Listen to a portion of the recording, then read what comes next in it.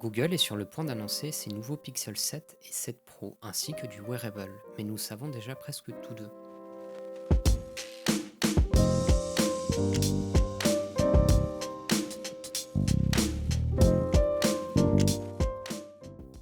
Si cette vidéo vous plaît, abonnez-vous pour ne pas manquer mes dernières vidéos.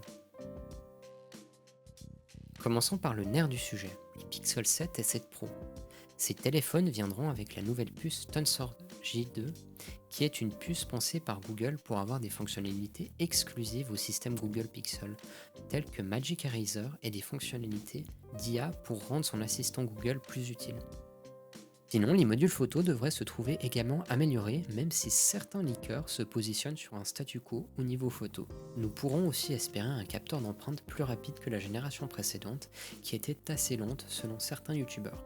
Au niveau de l'écran, aucune nouveauté n'est à l'horizon. Étant donné que plusieurs vidéos montrant celui-ci circulent, vous pouvez constater que le poinçon relativement petit est toujours présent.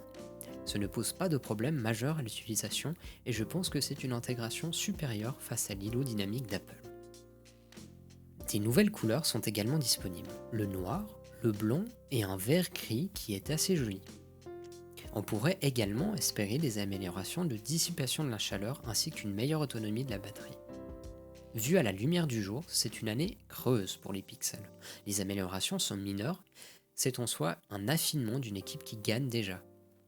Ensuite, la Pixel Watch va tenter d'arracher quelques parts de marché de la montre de la marque à la pomme, chose qui en sera difficile. Premièrement, c'est une déception pour ma part, les bordures autour de l'écran nous ramènent 10 ans en arrière. Au jour où Apple arrive à mettre sur le marché des montres avec des bordures d'écran qui sont au bord même de l'écran, créant un effet de couverture totale. Une montre telle que la Pixel Watch est une blague. Surtout si les rumeurs d'un placement vers les 400$ se trouvent véridiques, le même prix que l'Apple Watch. C'est un positionnement étrange de la part de Google si cela s'avère véridique. Ensuite, à voir si les capteurs de santé qui se trouvent sur cette montre pourront entrer en compétition avec Apple. Ce qui pour ma part m'impressionnerait. Cependant, je pense qu'Apple a une grande avance sur ce domaine, telle que je pense que la compétition arrivera à peine au même niveau dans une dizaine d'années. Par la suite, une autre facette de cette montre qui pourrait se montrer compétitive serait celle de l'autonomie. En effet, les montres connectées ont la fâcheuse tendance à avoir une autonomie décevante. Si tel n'est pas le cas avec cette Pixel Watch, elle pourrait bel et bien être intéressante même avec tous les inconvénients cités avant. Ce que je redoute le plus est l'OS sur laquelle cette montre fonctionne. Wear OS est vieillissant et mériterait un renouveau. Il est lent, gourmand face à WatchOS d'Apple et le design est vraiment passable.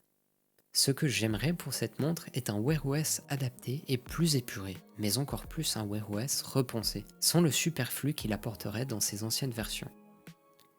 Les développeurs pourraient aussi dans le futur, si cette montre devient populaire, arrêter de bouder la plateforme et développer plus d'applications pour Wear OS, même si WatchOS souffre de ce problème. Un autre chapitre qui peut être plus utile à souligner est le fait que Google et la gestion de la vie privée n'est pas des plus sûrs. C'est la raison pour laquelle je suis assez réticent d'acheter un produit Google qui va venir lire mes données les plus sensibles, mes données de santé.